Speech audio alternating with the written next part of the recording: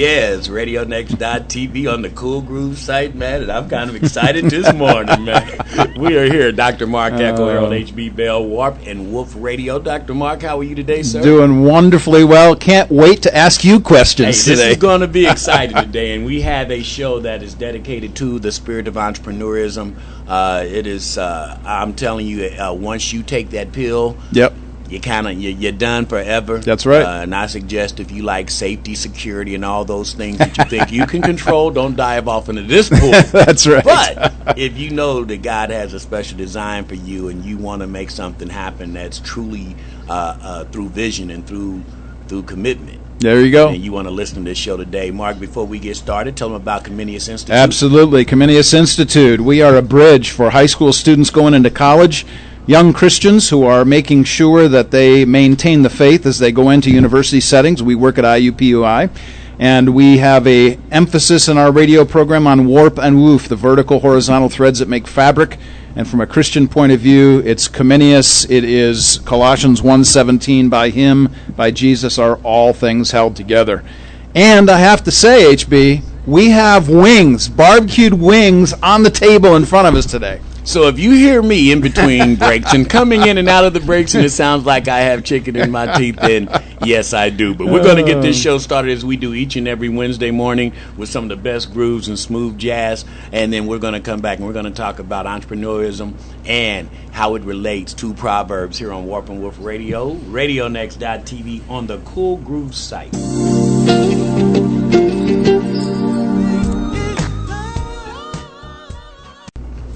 And we are back, RadioNext.tv on the Cool Groove site. And we are here, Warp and Woof Radio, on the internet dial. And Mark, I don't know why you going to pass some chicken wings out in front of my brother before I go on the air. I mean, right when I'm getting ready to speak, we throwing the chicken wings around. But just honored, and two of our special guests in the second hour are here on the show, and they'll probably dive in this conversation. Sure. But today we're talking about living out our passions. And as always, we bring our thought from the text of Proverbs. Yes, sir. And Mark, this is an interesting subject today, and I thank you for having me as a guest on your show at my studio. Absolutely. That's the way to go, man. Yeah. First of all, let's give the Comenius Institute some more love before we begin this. Sure. And then we're going right to it. Sure. So Comenius is a wonderful opportunity to get a Christian voice on the public campus of IUPUI. And our students and I meet together every week during school, during the semesters, and we have chats and discussions about the current things that they're learning and thinking about those things from a Christian point of view. Absolutely wonderful. So, as always, as I mentioned, we go from the text of Proverbs in this, and what is the biblical understanding of work in Proverbs? Oh, my word. I'm telling you, man, we could go in lots of different directions, but as always, I got to start with a story. I'll never forget when I was loading up to go over to Illinois to teach at Moody Bible Institute. I was trying to find boxes that were going to be strong enough to carry all my books. Now, anybody who knows anything about books knows that the best boxes for books are liquor boxes, straight up. So I was going to every liquor store. I was going to every bar. I know some of you are turned off already. Keep listening. It's okay. I was going to all these different places because that's the best place for boxes for books. So I go into this one place. And this guy takes me up, and he says, here's about 20 boxes. So I was excited, I get some more boxes for books. And then I see something I'd never seen before. Up above the bar, and this is in a room above the bar, he's got all of these liquor bottles turned upside down, and he's got all of these hoses, literally hoses, coming out of the bottom of these things. And I said, I've never seen anything like this before. What in the world is this stuff going on? And he said, well, he got all excited. He said, my bartender right below this particular room can just punch in numbers, and the immediate exact amount of liquor comes out of those bottles into these glasses, and it's a perfect situation. It's just a great thing for us to do. So he was so excited about this, and I remember being with my son, and we were leaving the establishment, and I turned to Tyler, and I said, man, here is somebody who loves their work. They are doing a great job at their work. Now, whatever you think about bars and liquor stores, that's not the issue. The issue is this guy was excited. So when I think about that, I think about Proverbs 22:29, which says, do you see a man skillful in his work? He will stand before kings. He will not stand before obscure men. Now, the word skillful there means wisdom. You know, HB, the first people filled with the Spirit of God in the Old Testament were artists. Exodus chapter 31, the artists, the guys who were building the accoutrements, the furniture to the temple, they were the guys who were first filled with the Holy Spirit. Wasn't prophets, wasn't kings, it was artists, man. Entertainers. There you go, HB. Do that too. Yeah, this is interesting because you're sitting up here and normally I'm asking you questions about a guest that we have in, and now we're talking about me in front of me, and this is incredible. I would like to know, and the audience probably would like to know as well, how is work connected to creativity, innovation, and entrepreneurialism based on Scripture? Absolutely. So here's one of my many mantras. I think I tell people I'm up to about 169 mantras today. I have them all listed out at some point, someplace. Here's one of them. The Creator created creatures who creatively create from creation. I'll say that again. The Creator created creatures who creatively create from creation. See, if humans are made in God's image, then we represent God, and we literally are His representatives on earth. So God's likeness in us as humans imbues that creativity, intelligence, willfulness, design, purpose, planning, imagination, appreciation, all that stuff. And creation was intentionally made to entwine utility. So when you think about, God says in Genesis chapter 2, the trees were made good for food, but also pleasing to the eye. So you've got the good for food, which, my friends down here at the end of the table are enjoying the food. That's a good thing.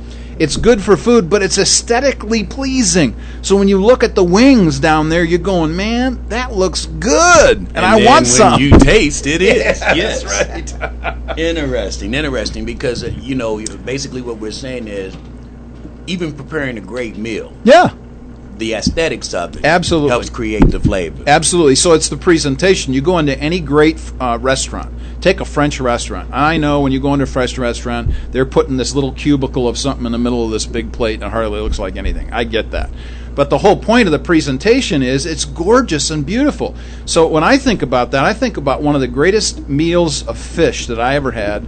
I remember getting this thing. It was presented to me, laid right in front of me, this beautiful plate of fish, beautiful presentation, and all I could do is just look at it. It was too beautiful to cut up. It was really, really cool. Now, at this point, HB, I got to plug your book, okay? Because this thing, I just amazed at this. I was going to talk about Legos, sparking creativity, but forget that, man. If you have not gone to Amazon and found Harold H.B. Bell's book, Wordspirations, this love song called Life, you got to go to page 76. And I was going to talk about Legos today, and the man has a poem on Legos. Proverbs, baby. That's so cool. But no, it's interesting because life is like a Lego kit. Yeah, and it's like the body, as we mentioned, and we say it all the time. Mr. Liver, Mr. Lung, Miss Heart, Miss Brain, Uncle Kidney, all different functions, but they wake up every day and say, "Hey, let's get together. Got to work we together. Get HB up to go do his thing, working together." And I mean, if we kept it that simple. Just in everyday life, we'd be much better for it. Absolutely. I know that you're a great movie buff. Yep. Give me some good movies that would kind of spell out the spirit of entrepreneurialism. Man, I'll tell you, there are so many different movies just on work, and I'm going to fly through about a dozen movies. So if you're taking notes, here we go. The very first movie on work that was done was probably done by Charlie Chaplin. It was a famous old movie done in 1936 called Modern Times. So go out and reach out to Modern Times. You will not be sorry. It's a great, great film. Joe versus the Volcano with Tom Hanks. And the first 5 minutes opening of this movie, I just chuckle thinking about it. It's fantastic. Joe versus the Volcano. Norma Ray. I mean, if you're a union person and you want to go salute with your closed fist, Norma Ray is the place to go. You got to go see that. 9 to 5 is an old comedy. If it's that your kind of thing, go to 9 to 5. Office Space, same kind of thing. It's all about work. Swimming with the Sharks is another one about work. Again, if you're into that kind of comedy. But one that's really kind of cool, that's a comedy, is Big. Tom Hanks again. Big with work. Here, this kid gets this wish fulfilled. He wants to be an adult and finds out that being adult's kind of tough, difficult. But I got to mention a few others. Here we go in fast order. Babette's Feast talked about aesthetics. This was done. It's a Scandinavian film done probably a few decades ago. I highly recommend it. About a woman who presents a meal to people that it's just out of this world. It's just full of God's grace. Chef is another one. I highly recommend it. A guy who goes out and gets his own food truck. Great stuff. If you want to know about the true horse whisperer, and I'm not talking about the man out in Montana, I'm talking about the true horse whisperer. His name is Buck, and that's the title of the movie, Buck, B-U-C-K. New in Town is a great little comedy about work, but one more, and I got to say this, my shout out to the Acton Institute up in Grand Rapids. If you've never heard of the Acton Institute, I highly recommend that you go there. Go to the Acton Institute. It's acton.org. That's ACTON.org. And go to there. They have a documentary called The Call of the Entrepreneur. The Call of the Entrepreneur. You will not be disappointed. HB, I could go on and on. And you will have several different references that we can look up, and I know you'll post those on the Comenius Institute and Warp and Woof website. We're going to come back and we're going to interview this great entrepreneur. Who is this guy? I don't know who his name is. Harold H.B. Bell will be interviewed when we come right back. You're listening to Warp and Woof Radio on the Comenius Institute and the Cool Groups. And we are back, RadioNext.tv on the Cool Group site. You are listening to Warp and Woof Radio. Dr. Mark Eckel, Harold H.B. Bell, and we are talking about the spirit of entrepreneurialism here.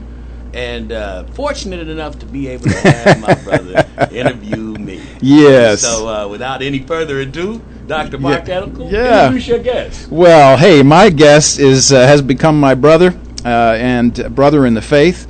And I'm grateful for you, HB. Thank you so much for all of the good work you do here for us on air. But it's my turn to turn the tables on you and ask you some questions about being an entrepreneur. So here we go. Tell us about who or what instilled in you a good work ethic. Basically, from the time I could remember, my mom had me at a very early age, so I was pretty much left with a lot of children with their grandmother. And my grandmother was an entrepreneur back in the early 60s. So, for an African-American female, that was something that, you didn't know at the time, but when you look back on those times, it's incredible that she was able to make a healthy living off of owning a used bric-and-brac furniture clothing store. And what she used to do is go up to Zionsville, Carmel, all these areas, and they would invite her up to buy all of their used goods. Up in Carmel, they're transferring furniture every other year, and that was gold to the people that lived in my community. So she would go up, take her guy. I remember Mr. Pryor and his little pickup truck, and we would go pick the goods up, and then she would come back down on 29th and Clifton and have one of the most esteemed furniture clothing stores in the city. So I watched this happen, and I didn't know what was going on. I just watched it happen. Man. And so that instilled in me, number one, wanting to work for myself, because I couldn't see giving somebody these hours and I can do what. Well, it's that personal relationship you had, too. I mean, that's got to have been a huge impact on you. Oh, no doubt about it. She was a Christian woman, and I like to say it all the time when I watch our young people today. They have no fear of God. My first conscious thought was, I don't want to go to hell, because from a very early age we were being taught, if you do wrong, you gonna burn. And back in those days, it was fire and brimstone hell. It was graphic hell. And at 3 and 4 years old, that'll scare you. Sure. And my Bible says that's the right. first step to wisdom and knowledge is fear of the Lord. So. I don't think that we have that fabric today, but my grandmother preached it, instilled it, and lived it. There's the key right there. Now, you have a number of different kinds of jobs. What have you learned about being an entrepreneur generally? The spirit of self-identity, spirit of creativity, the spirit of follow-through and completion, the spirit of the obligation of, if you commit yourself and say you're going to do something, to uphold that commitment. So it's really about discipline, self-discipline. And if you commit to something, and then knowing what you're not good at. Okay. Don't go near where you're not good at. Yeah. So the longer you do it, the easier it gets, because you start to define and trim off those edges that we talked about it on the break about time. Yeah. Once you become good at something, everybody wants your time, and time is your only resource. Sure. In this game. So you have to be wary of that and know when to be called away for the cause and then know when, okay, sure. I can't do everything. I tell people all the time, you're going to either pay it time or money, one of the two. And usually time ends up wasting money. Exactly true, yeah. So there's all kinds of things. We could jump into Proverbs again and talk about discipline, but the key here, of course, is that as an entrepreneur, you're developing yourself and the self-awareness that you have, but all of this coming out of a Christian base. All of it coming out of a Christian base. I mean, and the farther I go along, the more the Spirit moves me towards those things that God has called me to do. You mentioned community activist. Sure. I used to watch my grandmother with that brick and brack store service a population that was disenfranchised. Christmas would come around, and she was picking up almost brand new toys from Noblesville. And I would watch her run a business, but be able to give stuff to those families in need, and knowing when. Yeah. And I used to say, "Wow, Grandma, you're giving stuff away." Yeah. And she said, "The Lord got me." There you go. But it's the spirit of, when should you? Who should you give it to? Because they're leeches too. Yeah, exactly. That's right. And so you have to be wary of who's trying to take advantage of versus who's really in need in that spirit of giving, and that's a mature thing. Sure, it is. Learn that as you move. Yeah. Well, I've got another question here in this segment, and that is you've spent a good deal of time investing in young people as interns, as well as other folks generally speaking on the radio shows, while promoting their entrepreneurial spirit. Why is it so important to you about young people? What is it about you and young people? I spoke with my grandmother, and I'll speak with my mother, and I don't want this to be confused. The first 14, 15 years of my life, my mother was doing things that were counterproductive to being a good parent. Got caught up in the drug game, had to go to prison, and came out and redeemed herself, I might say. Yeah. But when I was that age, the thing I missed the most was the nurturing effect of both a mother and father. My father wasn't around, and then my mother was doing things, and she thought she was taking care of me because she could afford to pay for the nicer things, the best bikes, the camps that would take me away, and all I wanted was time. Yeah. So I developed an attitude, when I spend time with kids, it's going to be real time. It's going to be nurturing time. It's going to be, I'm going to influence you by just being around me. Sure. And so now it's just it's a natural thing, a spiritual thing. Tell us about at least one of the people, young people. As I recall, you've got this little thing going on down here at the YMCA with a little group of folks down there. Oh, they have their own radio show. Yeah, tell us a little about this. Yeah, well, it's a curriculum I wrote. Okay. I have a nonprofit organization, and it's a literacy nonprofit. I started to show you how God works. I wrote this curriculum called It's On, and I wanted the young people to have their news told to us. So I built this in 2007. Didn't start the internet radio till 2011, so it shows you how God plants seeds. So I wrote the curriculum. It was basically an after-school program where I wanted the young men to tell me, if I gave them posed a question that they knew about, usually sports, entertainment, to get them started, that's what they know about, and they would have to give back to me what they thought about that topic. No wrong, right answers. You just have to follow the description of what I ask you to do, and everybody gets a good grade. So we started doing It's On, and it worked, and these kids gravitated towards it. And then boom, here comes internet radio. So now It's On is our news. And so I have a platform available where across the world, every Thursday afternoon from 4:30 to 6:30, these young people get a chance to talk about topics of the day from their viewpoint. I pose the questions, and they dictate what they think and what they feel, and it's incredible. And I have this little young lady, if you talk about one in particular now. Tell her about her. I have a little young sister named Ariana Martin, 17 years old, getting ready to be a senior at Heron. And I compare her to my baby Oprah Winfrey. She is the most delightful. You've met her. Yeah, I have. She has a light about her that all she has to do is just kind of be coached. Yeah. Not constrained, coached. Just make her realize you're still 17 and you don't have it all that together. But you're a special individual, and if you keep moving forward with some control and some dignity and all that, sky's the limit. So she is exceptional, just a natural, and she hosts a show along with Elijah Holmes, a 14-year-old, and I mean, they are incredible when they hit this airwaves. these are wonderful things. I actually chatted with Ariana this last weekend, and when I told her I'd heard her show, she said, "You heard my show?" That's really cool. I mean, the most pleasant, and I say it all the time. I mean, you know, the news will have you believe that all of our kids are just out here in disarray and doing things that are just crazy. And I say it depends on what world you live in. Yeah. Because I live in a world where I'm watching scholars. I mean, our next presidents, our next senators, our next business owners. I'm watching them every day. Yeah. Because the environment you keep is who you see. Yeah, And that's I right. don't see all that craziness. Yeah. I know it exists, but I think that if we do more in influencing instead of criticizing, then we're going to get the best out of our young people. So. Well, we've got one more segment with the great H.B. Bell, and we're going to take you to You're so crazy. Yeah, we're going to take you to One Cut, our cool jazz music on RadioNext.tv. Hello, Ma Eckel. How you doing out there today? You know she's listening.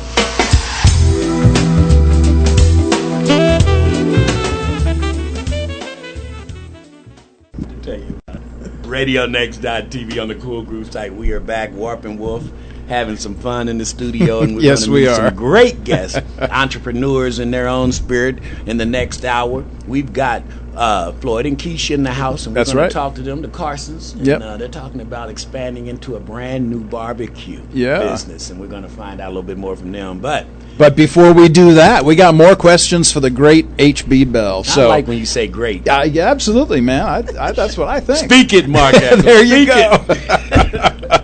So here's the first question of this segment. Give us the background to your groundbreaking work. See, that's why it's great. It's groundbreaking work at Radio Next. Groundbreaking work at Radio Next probably has to go back to 1987 when the real spirit of being an entrepreneur caught me. I had been employed at FedEx for 6 years, and you know, this feisty guy, the young rebel with a cause, was trying to start a union at an organization, and I was so young and brag. Oh, you wow. know, you know when you look back at yourself and say, "Wow, wow, dude." I do it now sometimes. About a week ago, but this was 27 years, 30 years ago, and trying to get a union started at FedEx got me fired. So after I was fired, I had the opportunity to go back to Ford Motor Company or take this opportunity that my uncle, my legal guardian who adopted me after my mom had been arrested, came back 10 years later and asked me did I want to go into the limo business with him. He wanted to start one because this was going to be a convention town and transportation in the next 10 years, the boom and all that. Yeah. So you young whippersnapper, sure. So I went out and found out what it started, what you need to do to start, you know, stated all the particulars. Because I understood that if I was going to get into the game, it was going to have to be something to sustain me on a consistent level than just concerts, parties, weddings, those one-time events like most people think the business is about. Right. So get all the registrations, find me a car. First place I stopped was Lavinia's Home for Funerals. The day I picked up my limousine.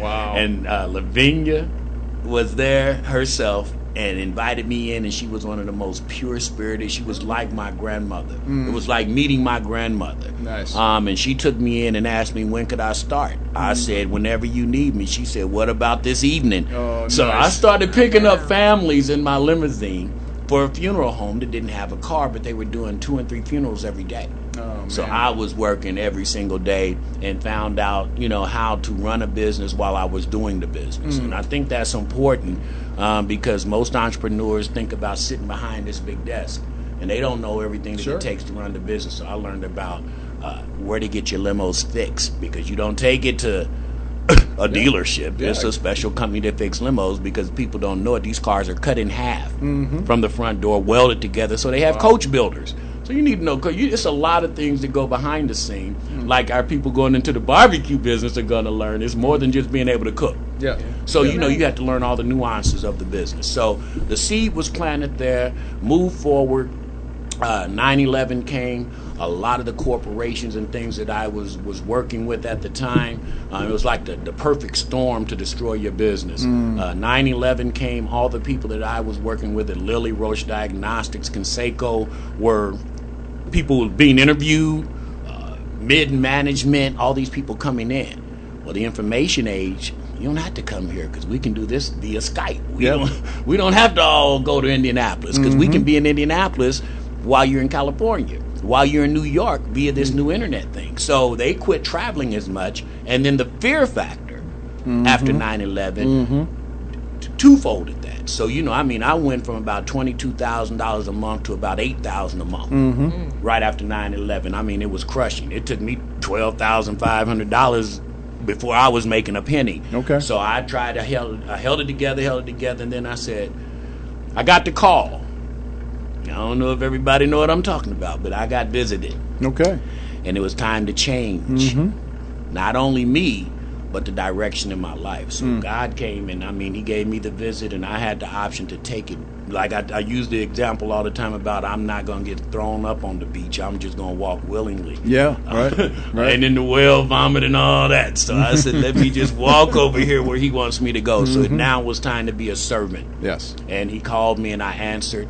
I started going out doing awareness for youth programs, started doing awareness about the new charter boom that was coming. I was getting ridiculed and scrutinized about trying to raise money for charter schools, and I said, I'm raising money for kids' education. There you go. I'm raising awareness about better education because I don't have an allegiance to IPS or a charter school or a religion. Or I got an allegiance to doing right, do good. There you go. So that led to me meeting this beautiful angel who was an educator and said, when I get done with teaching, I want to have me a little school to just educate people because the reading and writing skills of our children. So I started to go in and discover the reasons why they build prisons after the 3rd grade.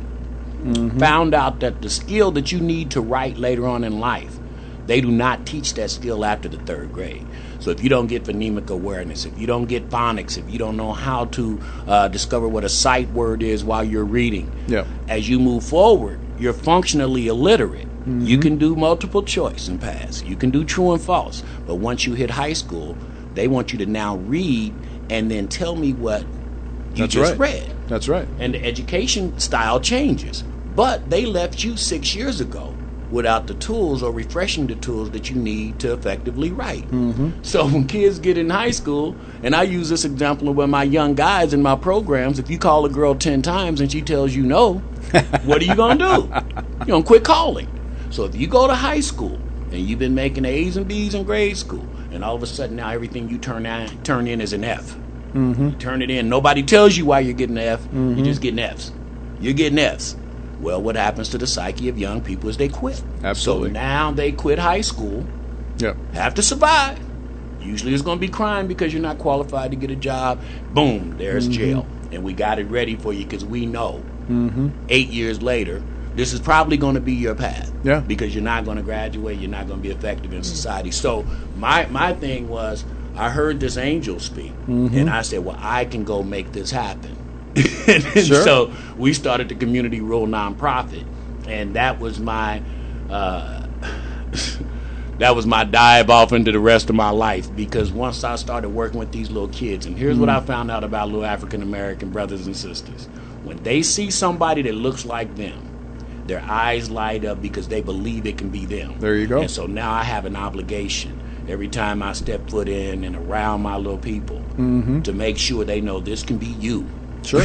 And it's a way to do it, and there's a flavor to our culture.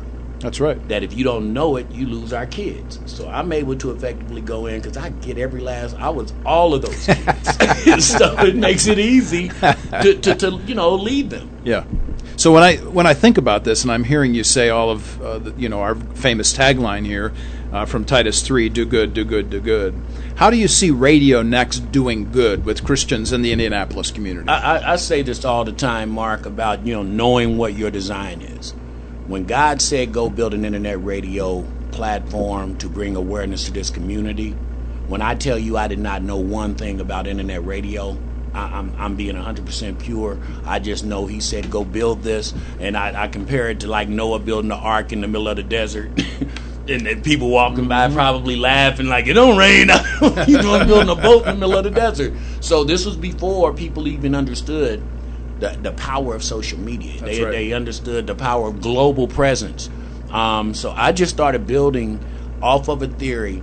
Our community has so many organizations and groups that are doing good. I got to see the diggers when I was out here building the community rule, the people who are effective, and they weren't the big acronym agencies. It wasn't the NAACP, it wasn't Indiana Black Equity, it wasn't those organizations. I'm watching husband and wives come together, and they're taking 10 and 11 kids at a time and making diamonds out of them, and they don't get a lot of recognition. So this platform says, we're going to build a congregation, almost like a church. And if you're doing good, come in here and talk about it, and more people will know you're doing good. Much like the people listening now, knowing about this upstart barbecue company, and then when it turns into fruit. That's right. I heard about that on Mark Eckel's show about 6 months ago. Now they're in business. Yeah.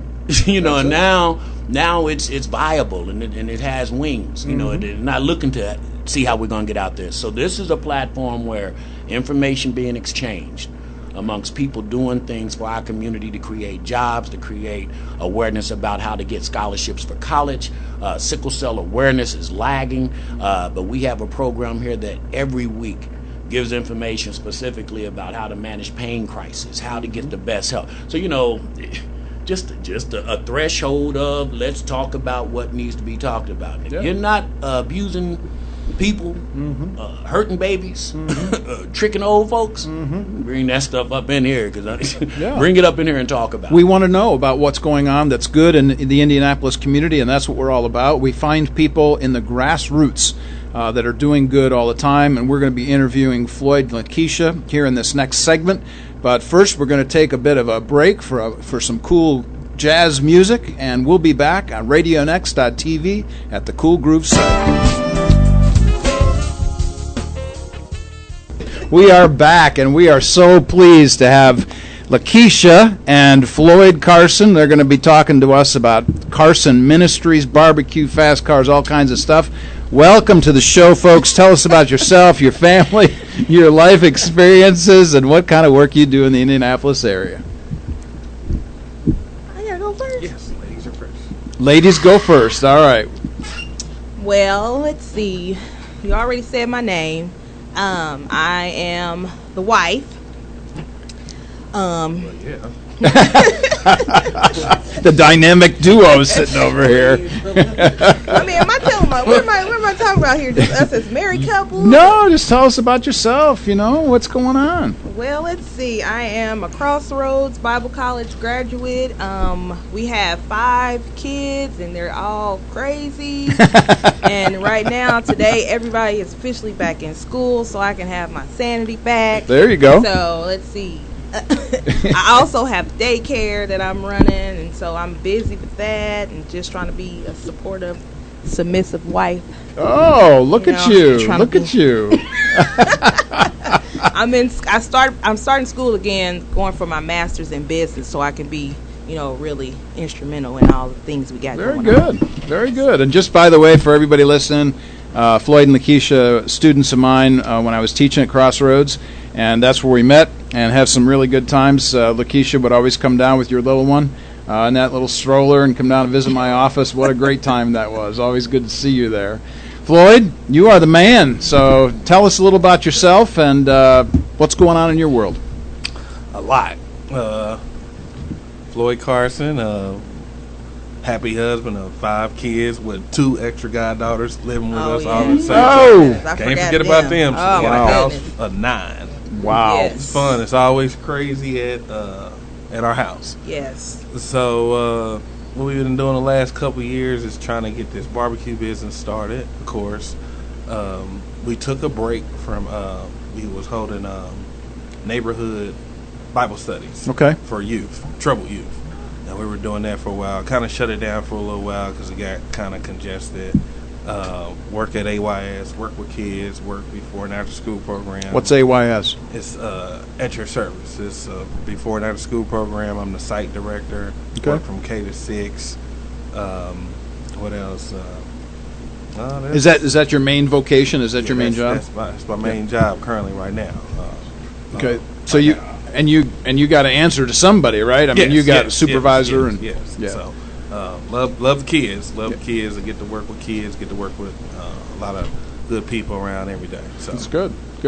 Well, you have to say something nice now because you're on air, but you have to be nice to me because I cooked wings for y'all today from Eckel's special recipe. So I need to hear some love now on my wings. Tell me about those wings. These wings are serious. They definitely passed my test because the bones are clear. Anytime the bones is clear, the wings are good. And if there's meat on the bones, then the wings. The doctor passed. There you go. I really think his wife helped, but I don't know. I'm going to get Robin to text later on to Lakisha to say, no, Mark did it all. Thank you very much. I'm always being accused, by the way, of, and this happens with Pat. Pat Gilbert, and she's always saying stuff to me like, I know that, just before we walked in, you told Robin, let me do the last turn on the wings so it looks like I'm doing the work, and stuff. I'm with Pat. That's wrong. That's wrong. I'm telling you right now, that's wrong. I'm with Pat. So for all of those of you who aren't here and are listening, and you'll hear the podcast later on, we actually have and had wings here in the studio today because I promised these guys that I would do that. So let's take this down a little bit further. You talked about your family, how many folks you have living in your house. Now, one of the things that I saw when I came to visit you all here last month, wasn't it? Something like that? Was you have some kind of a daycare, is that correct? Tell us a little bit about the daycare issue. Well, the name of the daycare is Little People, Big Dreams. The goal is to, start as little people and to help them create big dreams and help them become, adults being productive in this world. And it's also Christian based, so we talk about the Bible. We have Bible time. We pledge to the flag. We have our class time. So the goal is to get them while they're young, so that when they're adults, the Lord doesn't have to beat them up too bad. So there you go. So that's pretty much what we do. So.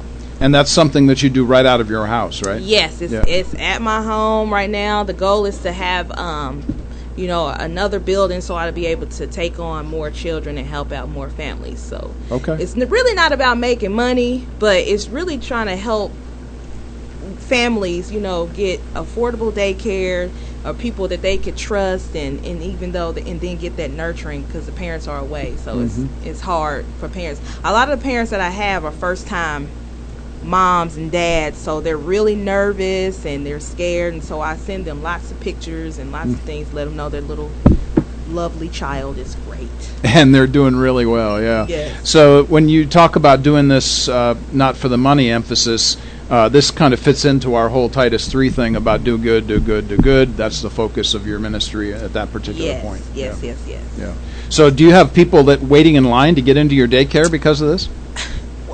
If you're into the daycare thing, it's a revolving door. Some days you have plenty, and then some there's a little bit. There's a drought.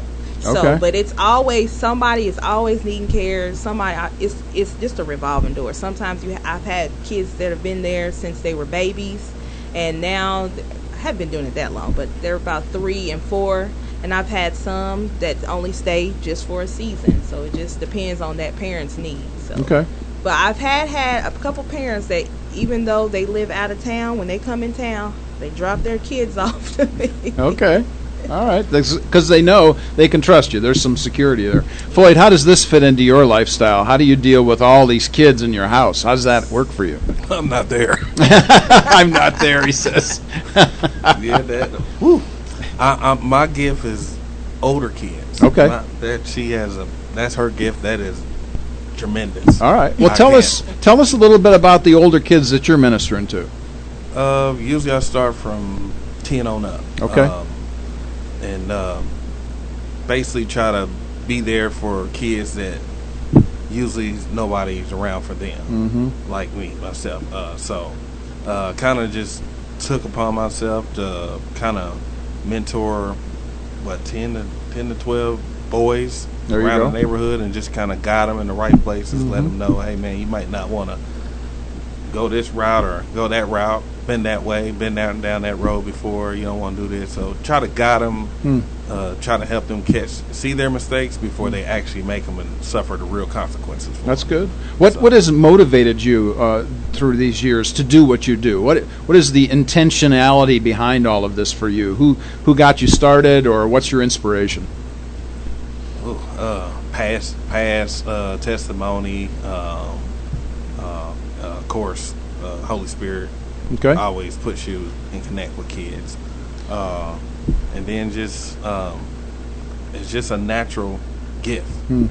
I mean, I can be a room full of juvenile kids and it's automatic respect. I can be on the streets, Indianapolis, some of the roughest areas, and automatically get respect just because kids know who I am, they know where I come from, and they respect that. You know, like the man was saying over there, you know, if they seen you be successful, they're gonna want to see themselves successful. So okay. It's just kind of one of those things that God just put it on our hearts to just go ahead and just kind of guide these young men and women at times to go down a straight road instead of that other road. Okay. So when you're talking about setting an example for folks, just give us one story. Tell us about one kid. Tell us about one life that you've impacted.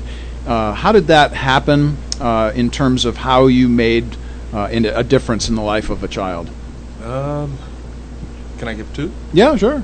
Okay, I'll do Darian Graham first. Okay. Darian Graham was a kid I started mentoring. He was probably about 13 years old when I used to do contract work for DCS. I was a mentor, state facilitator, doing those things. And, the first time I met this kid, he was beating his mother up physically, selling drugs out the house, disrespecting, punching holes in the wall. It was just a nightmare. So I get the case, and first time I meet this kid, you ain't gonna last. You know, kind of one of those things like trying to get behind my head and trying to smack and all those things. I said, you met the wrong person today, buddy, because I will fold you up. That is not happening. So once I put him in this check the first time, he tried a couple things, but when he saw that I was really there and was sticking it out, he went from troubled kid to graduate to his own job, his own apartment. I still contact with him today. That's great. He's in church. Nice. I mean, you know, I saw him. He's like, "Hey, Mr. Floyd, what's going on, man? I just wanted you to know this is what I'm doing." It's a tremendous story. That's great. And then Ziggy Self. And Ziggy Self was a kid I had an opportunity to meet 3 years ago at this juvenile program. It was a day early learning program. You talking about street life? This kid lived, I think he was jumped in probably about 8 years old, 9 years old, Hogville area.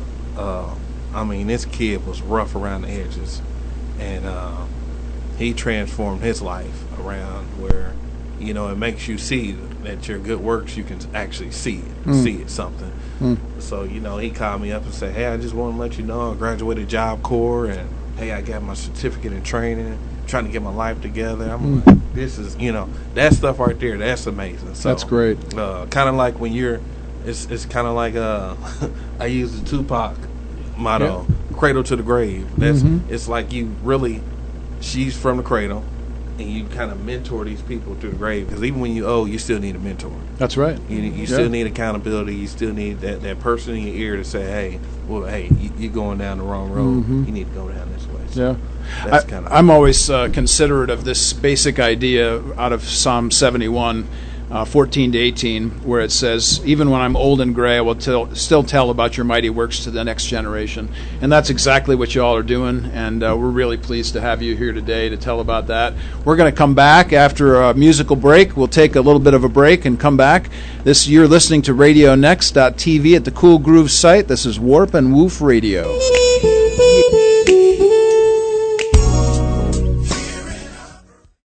And we are back at RadioNext.tv on the Cool Groove site. This is Warp and Woof Radio, and we have Floyde and Lakisha Carson in the house today, and they are sitting in front of some of my excellent wings. I just want to say that one more time. I am real pleased to have you all here. Thanks so much for being here. We want to talk about education next, and let's talk about master's degrees. Now, Floyde, you got two, or at least you're working on your second one, and Lakisha, you're going to jump in the pool on the master's degree too. Yep. Why don't you both, Floyd, take off here on this. Talk about why education is so important, why you're going for another degree. Take that wherever you want to go. Ooh, that's a good question. Why is it important? I think for me, education was important because I really wanted to know Scripture for myself. Okay. Not saying that school teaches me, but kind of gives me the tools to teach myself. Good. And kind of understand future in life on how to guide somebody else on how to do that. Because we can read the Word all day, but it's actually need to be interpreted correctly. Mm-hmm. So for me, it was, hey, let me go ahead and, first graduate from Crossroads, get that out the way. And then once I got my first master's degree, I said, well, I think I want to jump in MDiv program, pastoral ministries, and kind of, whatever that is, whether it's youth or senior pastor or something like that. So okay. I just kind of wanted to do that and just, kind of impact people where they are, whether it's educational, where is it spiritual growth, where is it just you need to know how to read the Bible. Okay. So let's back up to just the point of where did you get your master's degree? Give some love to whoever your university Liberty is. University. There you go. Lynchburg, Virginia. There you go. And what was the first master's in? Christian leadership. Okay. And so you're going to stay in that program and then jump into the new MDiv I've already program. jumped into All the right. MDiv program. I'll be finished 2018, I think. 2018? Yes. All right. So we don't got that long to go. Okay. And just for those of you who are listening and you don't have a clue what I'm talking about when we're talking about an MDiv, that's a Master of Divinity. Depending on where you go to school, that degree is in the 90-hour mark. So you're in just the low or the high 80s or low 90s in terms of how many credit hours that you're doing when you get a Master of Divinity. And in fact, a lot of churches today actually require an MDiv for somebody who's going to be a pastor in their pulpit. So, I mean, quite frankly, this is a huge deal. Congratulations ahead of time, man. To have one and then go on for the next is a really good thing. It's not easy. No, it's hard. And you got little ones running around your feet, too, right? Yeah, she always is like hot. I can barbecue, Okay. watch kids, Yep. watch TV, and do a 10-page paper all at once. Yes. Oh, my He's I don't not know lying. how to do it. He's not lying. Wow. I can't do that. I got ADHD or something. I don't know guess. how to do it, but Wow. All right. Well, we're going to move from the 10-page paper over here to Lakisha because She doesn't this like woman's my going to papers. jump in the master's pool herself. Tell us about the same things. Again, what are you going for? Why is education important? What do you see this happening or using this for in the future? I think for me, as far as my parents are concerned, my father had a high school diploma, and my mom, she attended some college. But as far as just education, like, it wasn't really talked about in our house, like going past high school. Like, it was basically you graduate and you go out there and you get a job, because my family has like strong work ethics. Okay. So it's about work. So like for me and my sister, we're very hard workers, but as far as the education part, we never really thought about college or whatever. And then as I had, I guess, rededicated my life back to the Lord, it was something that happened to me and on a Sunday. I was listening to the Word and I actually understood it for the first time. Because you can hear it and you can know, but like when you really understood, like you feel like you can tell somebody else about it. So my thing was, okay, so I know it. How what about all these other people who don't know? And so that led me to want to go to Crossroads Bible College in the first place, because I wanted to learn the Bible, but I also wanted to have more education. I had 2 kids at the time, so I wanted them, like, college has already been drilled in their brain since they were here, since they got here. So they, like, it's mandatory that they go. They have to go. And so for me, they encouraged me to want to go to, because I have to do better so that they can do better. Okay. And so that's just been my whole focus, is that education, you have to have it if you want to be, successful in life, and even if it's just not just to make a lot of money, but just to have it so that you can play around with some things. You can't play around when you don't have a high school diploma or something that can help support you where you're not just scraping by nickel and diamond. That's how me and my husband grew up. We were just kind of poverty stricken. Okay. So we wanted to break those chains, break those that barriers. break that cycle. Break the cycle. Yeah. So tell us just a bit about what degree you're going for. I'm going for a business in, I think it's leadership and ministry. Okay. So I wanted to be more, I guess, grounded as far as running the business, because I could work the business, but knowing like HB was talking about how to structure the business and how to run it successfully and keep running and without flopping. So I wanted to know that business aspect, because I can work there, but running it is a totally different monster. So I wanted to have more, just more skills as far as that. So that's why I'm going for my master's in that. Good. Well, this is really a nice segue into what you guys are planning to do and have already started doing, actually, and that is a barbecue business, and we want to talk about that. But you just back up for a minute to HB. You mentioned about his entrepreneurial spirit. Obviously, I made asked him some questions here in our first hour. HB is the kind of guy who's going to give you some footing going forward. I mean, into the community, which is really kind of cool. So let's hear about this barbecue business. What got you invested in this, Floyd? What's going to drive you forward? And then Lakisha, jump in anytime. Well, I think we started the barbecue business last year, correct? I want to say last year. Yeah. What actually started it was kind of in honor of my mother, because me and my mother, we really didn't have a real good relationship. Okay. It was kind of like I was kicked out at 16, so abandonment issues, all kinds. So we never really had a bond. But she did teach me how to barbecue. So I learned that, I think, at the age of 7 or 8. Wow. Of how to learn how to barbecue, how to learn how to start a fire, put meat on it, how to season, how to cook, how to everything. So when we was talking about this, and I said, well, I think I need to name this after my mother, because one, it helps me forgive all the past. Okay. I said, and two, it'll show people that that forgiveness is always the key.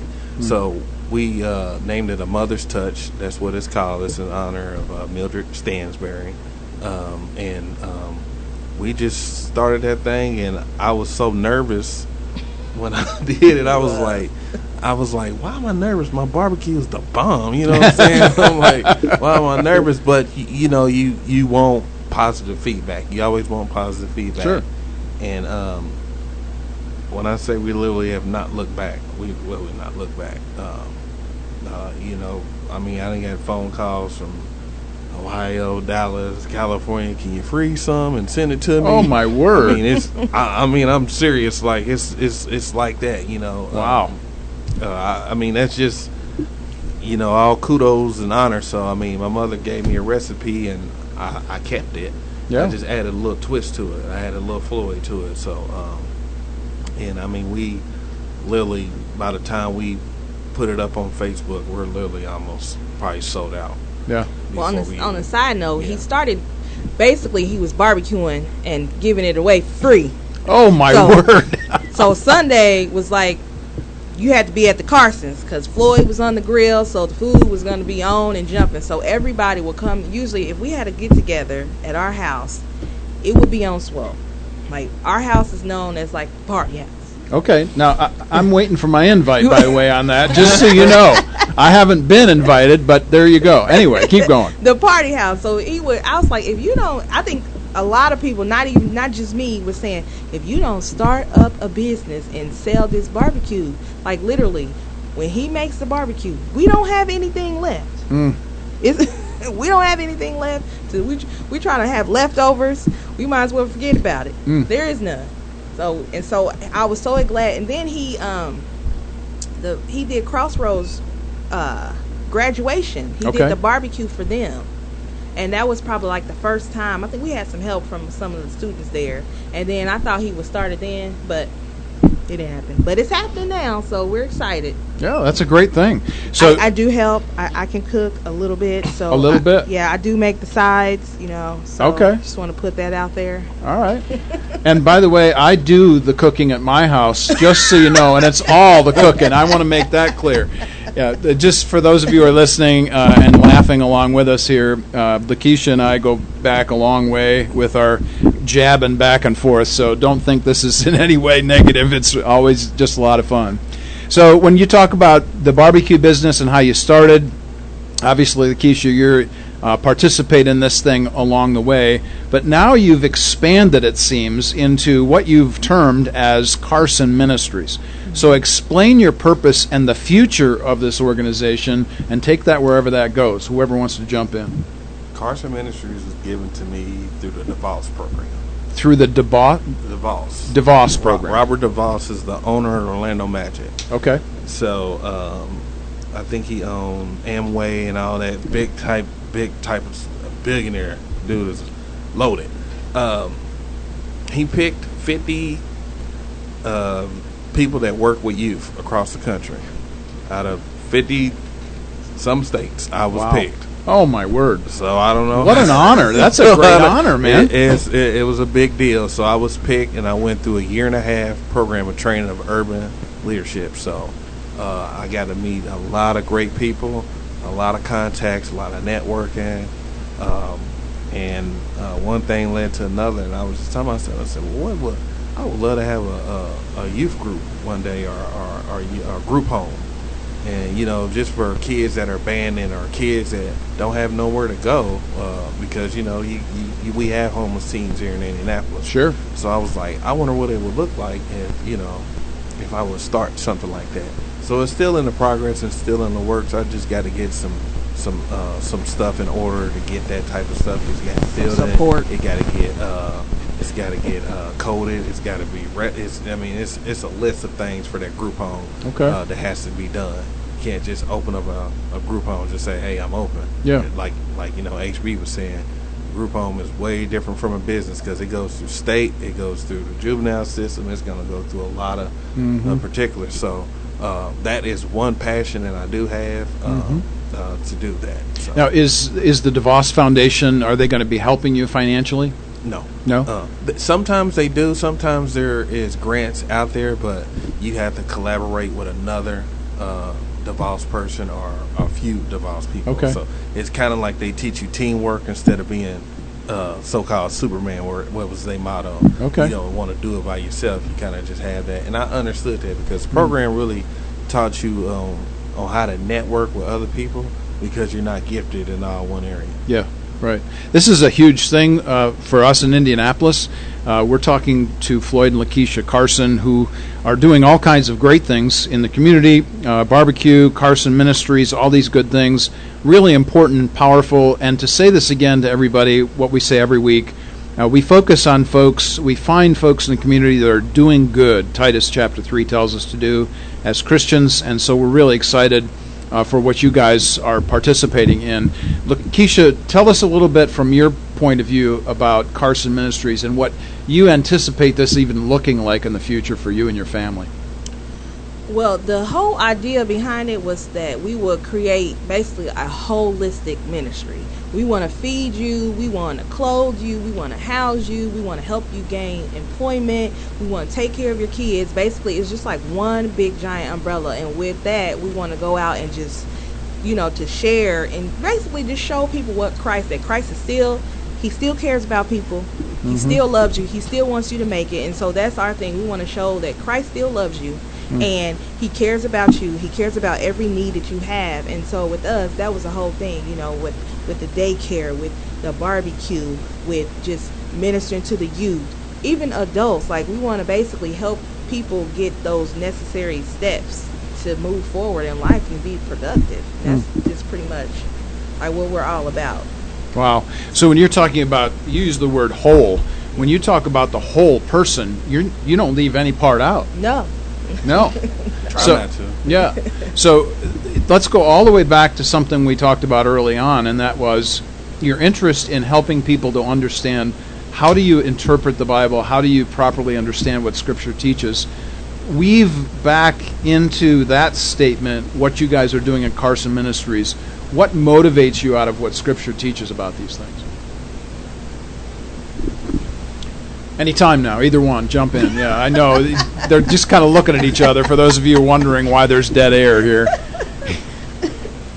Can you repeat that one more time? Yeah, sure. So the idea of what does Scripture teach about our responsibility to others and why that's so important. So what's motivated you out of your Bible study toward what you're doing now?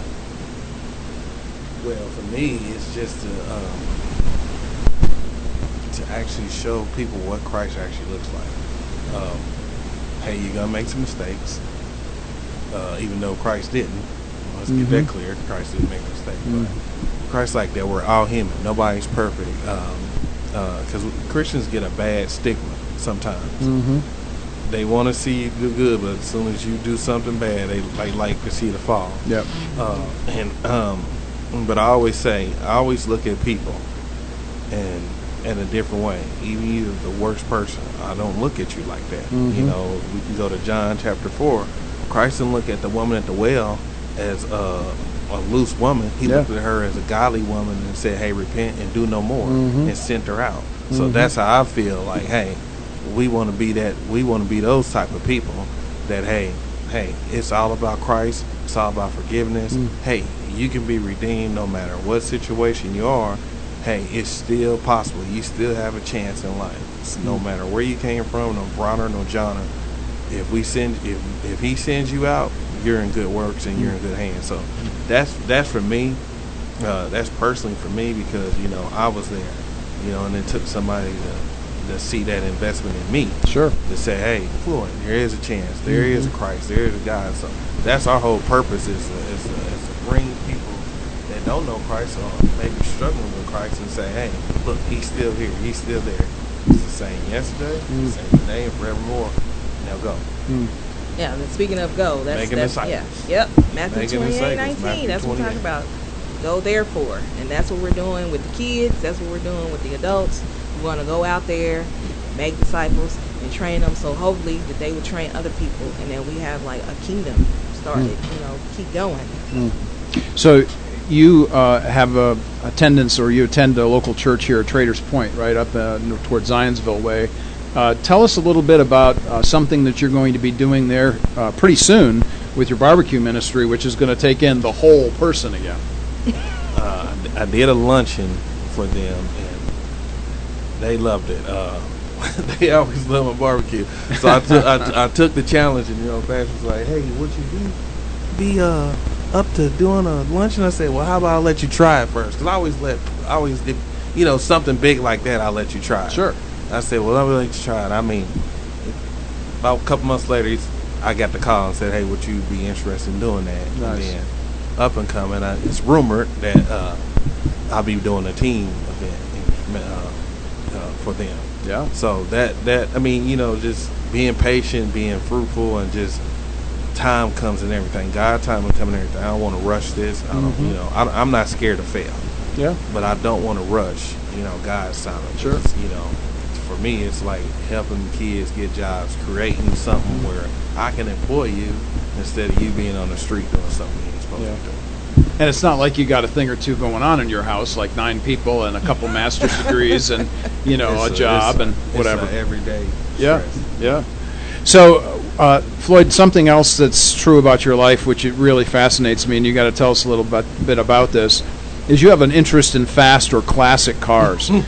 So how does this, I want to know how this fits with your other ministries. What got you invested in this? Tell us about that. I've always liked cars ever since I was little. I bought this car back in 08. Okay. It's a 1967 Buick Riviera. All right.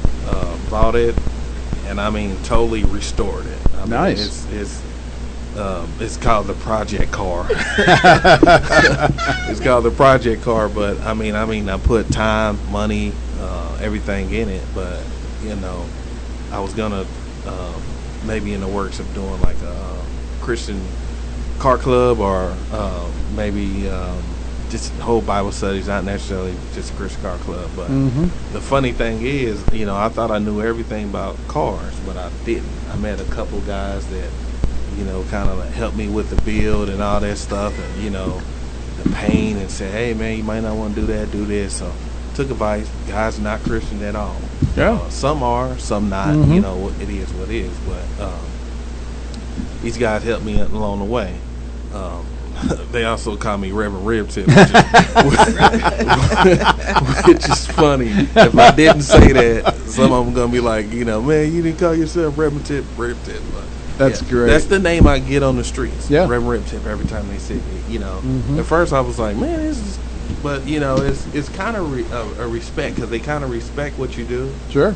and they also know that you sell barbecue. Yeah. So the car thing was just, I love cars. I kind of just want to just always have cars, and I always want to keep old car. Mhm.